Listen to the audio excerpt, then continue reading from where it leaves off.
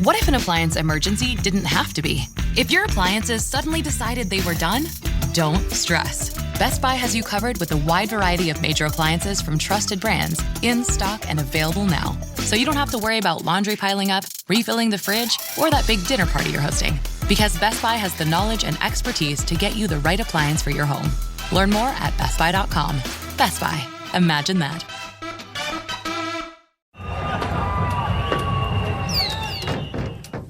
No lo puedo creer. ¡Racistas! Cerrá eso. Vení acá, sentate acá. Vení. Es que son unos racistas y encima sacaron el 17%, ¿entendés? El 17%. Estamos en 1988, en la ciudad de Antwerpen. Es la ciudad más importante de Flandes, al norte de Bélgica. Los que festejan allá afuera son un puñado de militantes del partido ultraderechista Vlaams Blok. Sacaron un muy buen resultado en las elecciones locales. Y los que se lamentan, adentro, son los dirigentes de la ciudad. No podemos permitir que se salgan con la suya. En Bélgica no compartimos esos valores, así que hay que dejarlos afuera. Que nadie hable con ellos. Si quieren pactar, les vamos a decir que no. Los vamos a ignorar. No me importa que estén, no me importa que tengan escaños. Ellos son una enfermedad. Así que los vamos a tratar como eso que son. Nadie debate, ni negocia, ni pacta, ni habla con ellos. Lo que describe este político, que está muy indignado claramente, es el famoso cordón sanitario. Él cree que ha dado con la solución para lidiar con los extremistas. Él cree que darles la espalda en el Parlamento les quitará peso político. Pero no va a funcionar. La derecha seguirá creciendo. Incluso habrá una competencia entre partidos ultra. Sí, escuchaste bien. Surgirá otro partido de derecha radical en Bélgica. Y al final, hasta se quedarán con el gobierno de su querida ciudad. Porque Antwerpen terminará siendo gobernada por uno de ellos. La derecha radical es peligrosa, por lo que dice, por lo que quiere y por lo que esconde, pero sobre todo porque cada vez tiene más poder. Y lo peor es que todavía no nos dimos cuenta. La elegimos, la votamos, le entregamos nuestra confianza. Todavía estamos a tiempo de detenerla, de impedir que su virus del odio se siga expandiendo. Queremos desenmascararla, queremos contarte cómo nos mienten, cómo juegan con nuestras emociones. Yo soy Franco de Ledone y te doy la bienvenida a Epidemia Ultra, el podcast que te cuenta lo que esconde la derecha radical. Hoy presentamos Bélgica, cuando la xenofobia se camufla de separatismo, o cómo la ultraderecha fabrica su disfraz.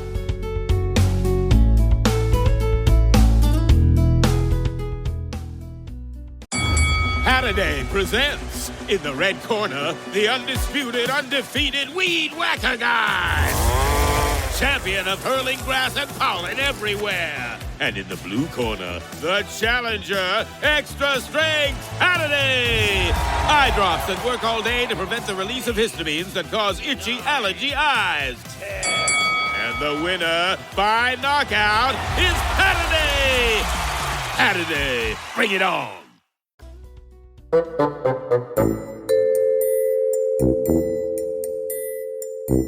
Bélgica es un país raro, un país dual, o mejor aún, se podría decir que Bélgica son dos países en uno. Tienen dos idiomas, dos sistemas de partidos, dos culturas. Son como dos mundos paralelos que en ocasiones se superponen en Bruselas, pero que tienen su propia lógica. Especialmente en la política. Sobre todo las dos regiones, la región flamenca y la región valona, tiene su dinámica política propia y que es bastante diferenciada la una de la otra. Álvaro Oliart es investigador postdoctoral de la Vrije Universiteit Amsterdam y miembro de la red Open EU Debate. Él es una de las personas que hoy nos va a ayudar a entender por qué en Bélgica conviven dos mundos, digamos, paralelos. La política regional tiene su lógica propia. y incluso los canales de televisión, pues tienen los canales de televisión flamencos y los canales de televisión francófonos. Entonces la gente está socializada dentro de la política de su región. Más que, evidentemente, luego hay una política federal, pero la política regional, lingüística incluso, tiene mucha influencia en la forma en la cual la gente va a votar. Cada región tiene sus propios partidos políticos. Y claro, es una infinidad de partidos la que se tiene que poner de acuerdo para formar un gobierno en este país. No es ni uno, ni dos, ni tres. Estamos hablando de coaliciones como nunca te habías imaginado. Para entender bien cómo funciona no solamente Flandes sino Bélgica, hay que situarse en un país en el que lo habitual es que se conformen coaliciones de gobierno con 3, 4, 5, 6 y 7 partidos. Eso es lo habitual y esa parte hay que entenderla bien para situar un poco todo esto, porque es muy complicado realmente. Alberto Fernández será el otro guía que nos acompaña en el episodio de hoy. Él es corresponsal en Bruselas, nació en Bélgica y conoce mucho sobre la historia política de ese país. Entre Álvaro y Alberto tendremos el apoyo necesario para entender por qué en Bélgica la ultraderecha es primera fuerza, por qué hay dos partidos que la representan y por qué han conseguido una influencia política impensada hace algunas décadas.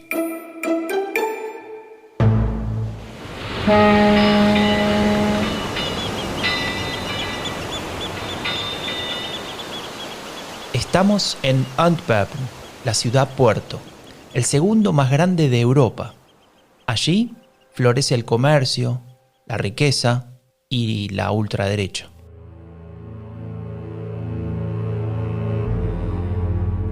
Allí comienza la historia de la derecha radical actual de este país. A fines de los años 70, dos partidos negocian un frente para participar en las elecciones locales. Uno es de corte liberal, el otro nacionalista, de derechas. Este último tiene un pasado especial. ¿Sabes por qué? Porque proviene de formaciones colaboracionistas con el régimen nazi, creadas en los años 30. Cuando se celebra esa elección, el resultado solo otorga un escaño para repartirse entre ambos partidos. Y sí, se lo queda a la facción ultraderechista. Con ello, muere la alianza y con ello nace Vlaams Blok, el bloque flamenco.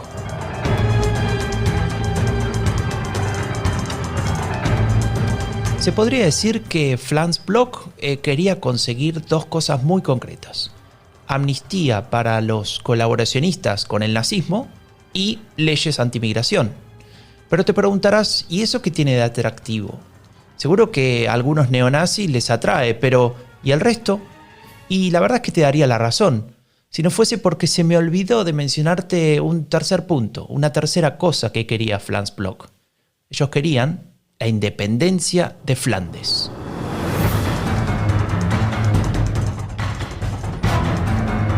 El orgullo nacional exaltado, la identidad a flor de piel, una forma de decir aquí estamos, todo en pos de separarse de Bélgica. Tal vez para entender el impacto de un discurso como este, tendríamos que preguntarle a Alberto Fernández sobre Flandes, sobre Valonia y sobre cierto resentimiento histórico. Y hay que entender para empezar que Flandes se habla flamenco, al igual que en Holanda también se habla flamenco, pero evidentemente la gran diferencia entre Flandes y digamos, Holanda está en la religión, ¿no? En la religión, ya que en Flandes son cristianos católicos, mientras que son más de tinte protestante en Holanda.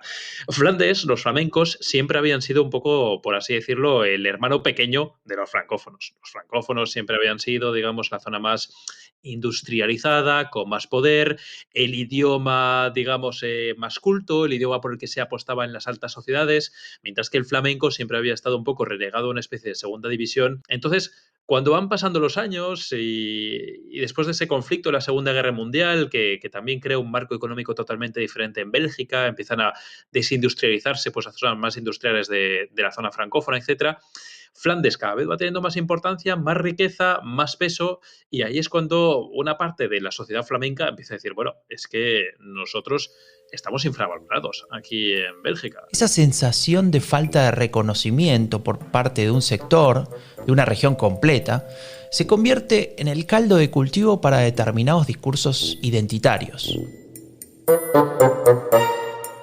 This podcast is brought to you by Carvana.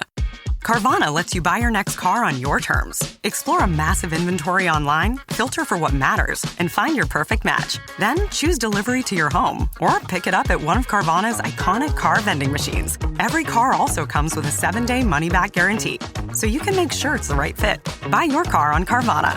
Delivery or pickup fees may apply. Limitations and exclusions may apply. See our 7-day return policy at Carvana.com. Carvana. Once upon a mundane morning, Barb's day got busy without warning. A realtor in need of an open house sign. No, 50 of them, and designed before 9. My head hurts. Any mighty tools to help with this plight?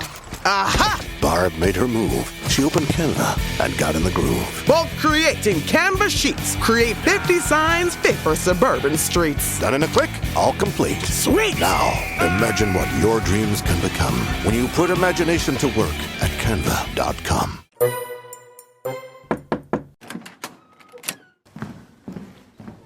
Acá está el cartel. 2000 ejemplares listos para salir a empapelar toda la ciudad. A ver, ¿vos sos idiota? ¿Por qué? Me dijiste que lo copie tal cual, me lo dijiste vos. Lo que dicen los carteles del francés ese, de Le Pen. Era tu idea, qué sé yo. Sí, pero lo pusiste en francés, idiota. Lo tenías que copiar, pero traducir al flamenco. Andate de acá, arregla todo esto. Tenés hasta mañana. Idiota. Para Franz Bloch, copiar al Front National francés de Jean-Marie Le Pen era un recurso importante. Podía reciclar mensajes como el de ese cartel que estaban copiando. Eigen Volk erst, que significa nuestro pueblo primero. Pero en realidad lo que es realmente clave es el idioma. Alrededor del flamenco, Franz Bloch creará la base de su discurso, de la identidad de su nación, de todo lo que pertenece a Flandes y de lo que no. Yo creo que el idioma funciona un poco dentro de esta lógica que hemos hablado antes de hay dinámicas políticas propias a cada región y el idioma de alguna forma se utiliza como arma electoral y cultural contra el sur de Bélgica.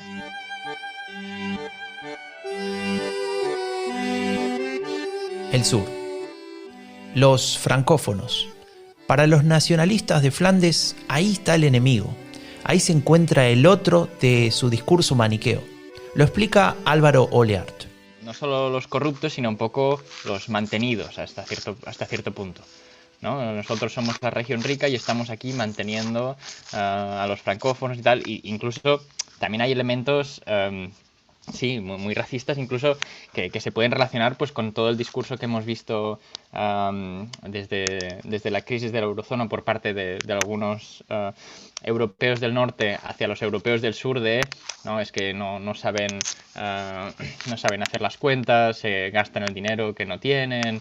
Entonces todo este discurso va asociado pues eso, a estos elementos nacionalistas que también se conectan con esta dimensión anti-inmigración y por la independencia. Entonces todos estos elementos de alguna forma forman un todo relativamente coherente, el corazón del cual es este elemento claramente nacionalista. El Franz Bloch ha descubierto una mina de oro discursiva, claro, una fuente inagotable de orgullo nacional, mezclado con cuentas pendientes del pasado, con falta de reconocimiento y aquella vieja rivalidad con el sur.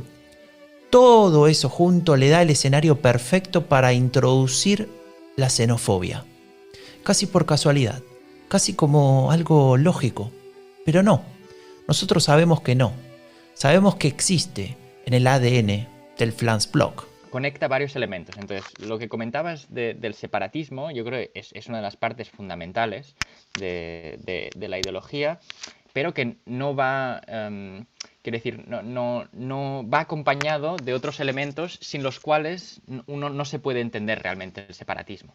Entonces, el separatismo va acompañado de un elemento muy anti-inmigración y bastante racista. Para mí, de alguna forma, el independentismo ha sido tradicionalmente la forma a través de la cual introducir elementos anti-inmigración.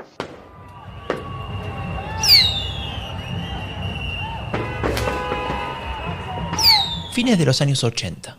¿Te acordás del inicio de este episodio? Gente festejando, políticos indignados por el 17% del Flensburg. Bueno, eso fue un punto de inflexión.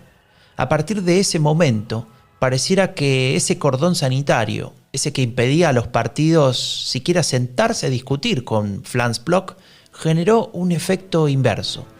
En lugar de perder importancia, la ultraderecha seguía creciendo y cada vez tenía más votos. En 1991 ya habían conseguido el 6,6% a nivel federal. 4 años después, 7,8%. Y en 1999, el 9,8%. El Flensburg parecía imparable. Pero la historia no termina ahí, porque lo peor todavía estaba por venir. Van Hecke, digamos que es un poco pues un sucesor natural dentro del partido, porque es un hombre que también tiene esa línea, digamos, de extrema derecha cada vez más marcada dentro del extremismo pues, y populismo, ¿no? Dentro de esas ideas cada vez más marcadas xenófobas del partido, cada vez más anti-islam, cada vez más anti-extranjeros en general, y él digamos que sigue marcando un poco ese camino, ¿no? De la extrema derecha flamenca. Pero también te diré que su éxito, en parte, hay que enmarcarlo también en que es un momento muy complicado para lo que era la Volksunie. Si vemos los años de mayor progresión de Van Hecke, pues también coinciden con los años de mayores dificultades de ese otro partido, digamos, populista, pero no tan de extrema derecha y no tan islamófobo como podría ser este, ¿no? Alberto Fernández nos habla de un personaje clave en esta historia. Se llama Frank Van Hecke. Bajo su liderazgo, Flensburg preocupó a todos. Pese a su radicalización continua, seguía consiguiendo más y más votos. Sin embargo, llegaría un momento en el que Van Hecke debería enfrentar un fuerte golpe. Algo que tal vez no esperaba, o tal vez sí. Bruselas, noviembre de 2004. Flensburg está viviendo los últimos días de su existencia. La justicia belga ha fallado en su contra. Ya no tendrán más dinero público. Tampoco tendrán acceso a la televisión. Es el fin. Flensburg agoniza. El racismo de sus mensajes ha encontrado finalmente un límite. Sus propuestas de escuelas paralelas para extranjeros, su idea de un impuesto extra para quien le dé trabajo a esos extranjeros, el intento de eliminación de las asignaciones para sus hijos. Todo eso había llegado demasiado lejos.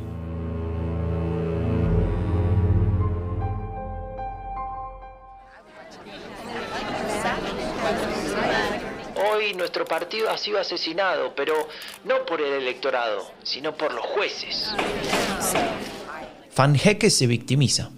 Ignora los argumentos que justifican el fallo, que no le importa. Es una escenificación.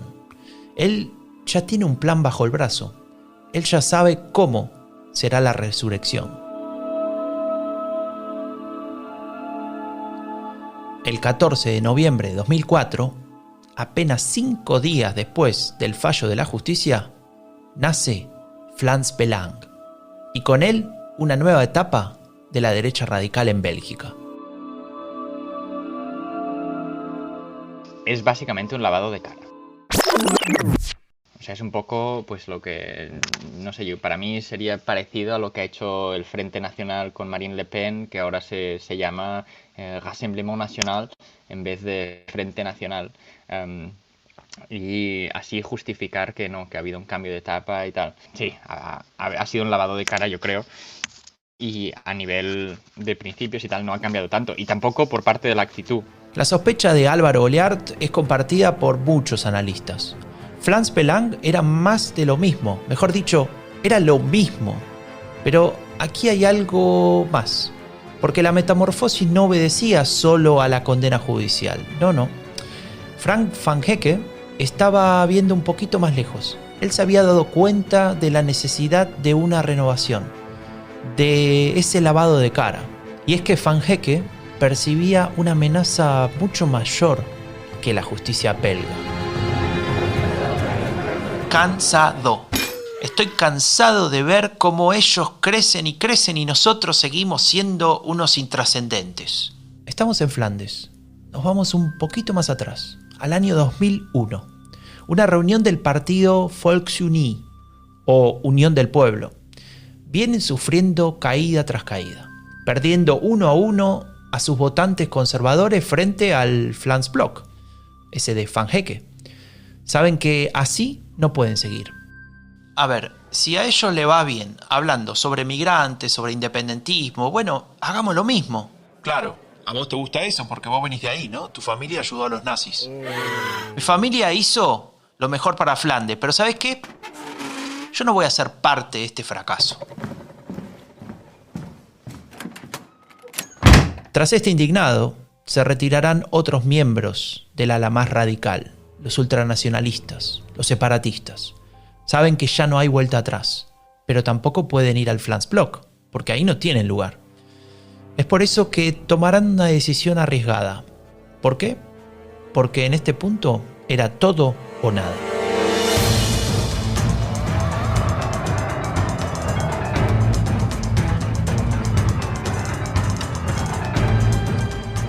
Es un partido conservador de derechas que al mismo tiempo atrae, pues eso, al burgués liberal, que lo que le importa es que los impuestos sean bajos, pero también que pueda apelar un poco a ese votante del Vlaams-Blok. Oliart está hablando de la New Vlaams Alliantie, o Nueva Alianza Flamenca, el partido creado por esos díscolos que ya no querían perder más elecciones. Se trataba de una fuerza ambigua, ubicada a la derecha, pero sin ser demasiado radical, con ideas muy similares a las de Vlaams-Blok, pero con otra forma de transmitirlas.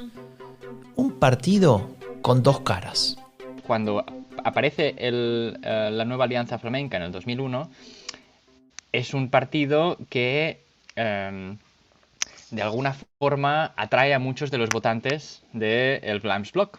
Entonces lo que sucede es que los votantes más o menos son los mismos, algunos van de vez en cuando hacia el N-VA y otros van para el Vlaams-Belang. Entonces hay una competición entre ambos por ese votante un poco de derechas que está interesado, pues eso, en el independentismo y con muchos sesgos de la derecha o extrema derecha. Entonces el crecimiento del N-VA de alguna forma supone un problema para el Vlaams-Belang. En 2001, cuando nació la N-VA, este análisis de Oliart podría ser poco relevante. Tuvieron que pasar varios años hasta que se produzca un evento que rompería con el equilibrio en Flandes. Un momento de cambio de paradigma en términos políticos.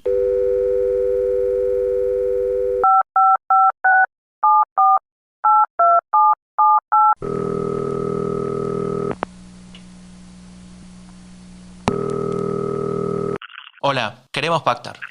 Sí. No, nosotros no somos como el Vlaams-Belang. Nosotros somos razonables.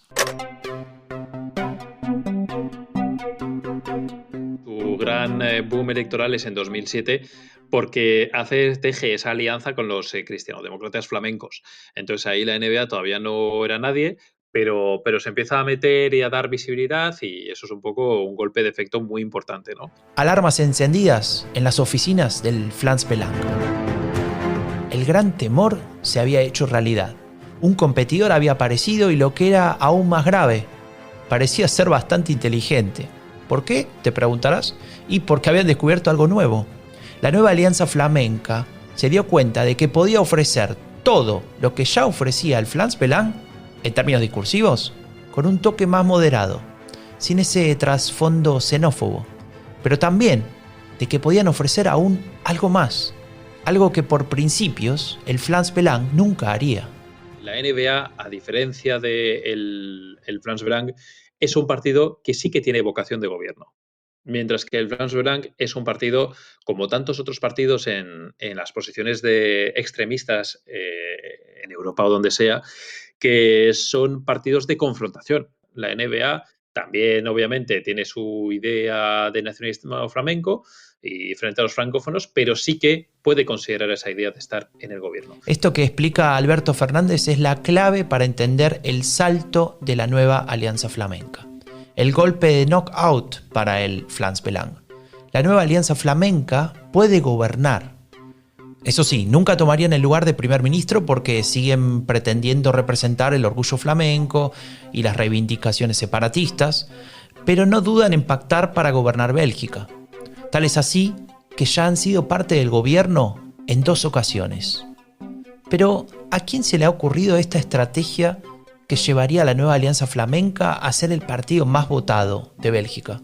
Bart de Wever es un político que es el que diseña esa estrategia ganadora completamente de coger lo mejor de la Volksunie antigua y alinearse pues una idea de partido de gobierno, de crear un partido que tenga sus ideas, digamos, más a la derecha y más populistas. Es un partido que flirtea constantemente con esa ideología más de extrema derecha, pero sin caer en ella y mostrándose siempre como un partido mucho más de corte liberal en lo económico, con ideas, digamos, mucho más pragmáticas y realistas. Y Bart de Wever sabe mostrarse como ese líder un poquito más moderno que sabe responder mejor pues, a lo que quiere una sociedad del siglo XXI. Bart de Wever es el resumen perfecto de su propio partido y de alguna manera de la propia derecha radical de ese país. Su abuelo fue miembro de aquellas formaciones políticas colaboracionistas de los 30 y los 40. Su padre fue militante del Volksunie, el partido del que nace la nueva alianza flamenca, y él es quien como alcalde de Antwerpen lleva adelante a la potente derecha radical de Bélgica. Y sí, escuchaste bien, es el alcalde de Antwerpen, ese pueblo en el que se inició el camino de Flans Bloc. Aquel que creía tener todo arreglado con un cordón sanitario. Aquel que 30 años más tarde es el bastión de la derecha radical. Y es justamente De Wever y su partido el que rompe definitivamente con ese cordón sanitario. Él es el que logra convencer a las otras fuerzas políticas de tener en cuenta su partido, de llamarlo para formar gobierno. Y es que lo necesitan. Sin sus votos no hay mayoría posible. Y además su discurso parece más moderado que el de Flans-Belang. Esto ayuda a lubricar el acuerdo, pero todos saben con quién están pactando. Detrás de esa supuesta moderación se oculta el verdadero De Wever, ese que se había reunido con Jean-Marie Le Pen, ese que dijo que era un error pedir perdón por haber colaborado con la deportación de judíos durante la ocupación nazi, ese que responsabilizó a Angela Merkel por los ataques terroristas de 2016.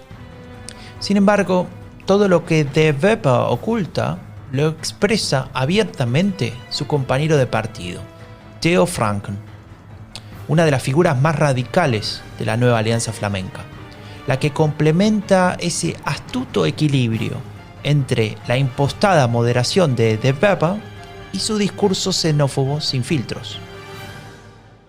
Un parcours d'intégration obligatoire, difficile. Volontaire, mais nous n'avons pas de l'argent. Il n'y a pas de fric. Es Theo Franken, que es un tipo que ganó mucha relevancia siendo el ministro de Interior del gobierno de Charles Michel, que aprovechó la situación como ministro para para reproducir mucho discurso racista, y que de hecho al final la NBA se salió de la coalición en el contexto del Global Compact for Migration, que es este acuerdo de las Naciones Unidas para respetar derechos humanos en torno a la migración y tal. A partir del apoyo del gobierno belga a este Global Compact for Migration en las Naciones Unidas, esto llevó a la NBA a salirse del gobierno. Y en gran parte lo hicieron por el ministro de Interior, que es Theo Franken. Y yo creo que este político es quizá el que tiene más posibilidades de seguir siendo peligroso. Entonces sí, sin duda Theo Franken también, digamos, marca un poco la línea dura del partido, mucho más que Bart de Wever, muchísimo más que Bart de Wever, que es un poquito ese recordatorio, digamos, en Flandes de, bueno, somos un partido populista de derechas, pero muy de derechas cuando queremos serlo. A quien más perjudica la labor como secretario de Estado de Inmigración de Theo Franken, a quien más perjudica la labor es, uno, aparte del gobierno, sobre todo la parte más centrada, a la parte francófona, a los cristianodemócratas, etcétera, pero luego perjudica muchísimo a la extrema derecha flamenca, porque le hace mucho daño ver, como tiene un secretario de Estado de Inmigración, que ni más ni menos que quiere echar a los inmigrantes, que quiere cerrar los centros de acogida, que dice que no al asilo y que se muestra implacable en esta cuestión en un momento clave para la Unión Europea, ¿no? Entonces ahí ese discurso y esa posición, esa postura le hace mucho daño también a la extrema derecha, porque este señor es el fiel reflejo y la postura de la que muchos simpatizantes de la extrema derecha, que a priori no votarían tanto a la NBA y si al Blanc, pues se ven reflejados y se ven reflejados en esta postura, ¿no? Y te preguntarás, entonces el crecimiento de la nueva alianza flamenca terminó por destruir al Flans Belang. Ya nadie los vota, ¿no? Desaparecieron. No y no. Flans Belang recibió un fuerte golpe, sí, es cierto. De hecho, en 2014 se derrumbaron al 3%. Pero tras ese derrumbe decidieron cambiar el liderazgo. Apostaron por una renovación de verdad. No en el discurso, en el líder.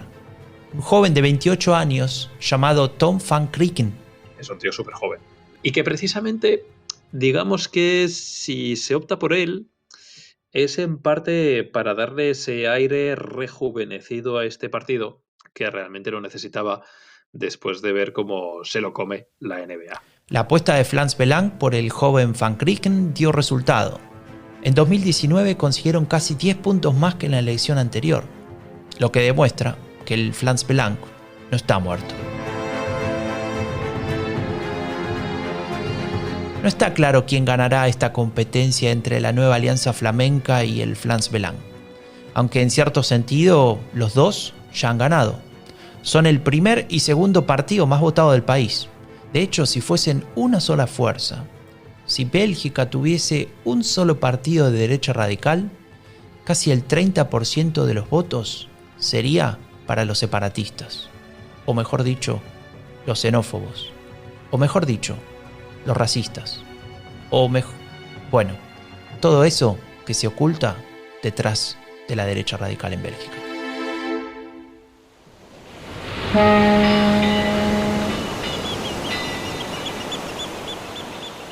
En Antwerpen, Frank de Bever mira por la ventana de su despacho de alcalde y sonríe. Es cierto, su partido ya no está en el gobierno nacional, pero sabe que van a volver. Son la fuerza más votada. Y además, Flans Belang sigue ahí, para garantizarle que no son los más xenófobos, para que el arte del camuflaje siga funcionando.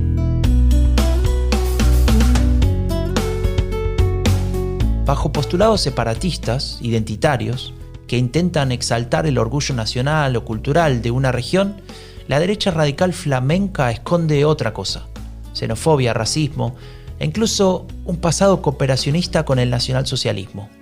Lo peligroso de esta derecha es que ha logrado construir un discurso supuestamente racional, un discurso que le ha permitido ser la fuerza más votada en Bélgica, que le ha permitido ser gobierno, que le ha permitido que personas con ideas racistas puedan influenciar las decisiones gubernamentales. Decisiones que terminan perjudicando a millones por el mero hecho de tener un color de piel o una cultura que, según ellos, no encaja con Flandes.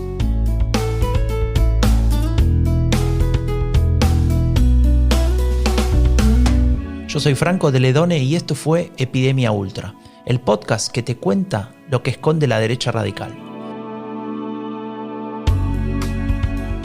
Este episodio fue posible gracias a la colaboración de Álvaro Goliart, investigador postdoctoral de la Vrije Universiteit Amsterdam y miembro de la red Open EU Debate, y también a la de Alberto Fernández, corresponsal en Bruselas y colaborador de varios medios de comunicación.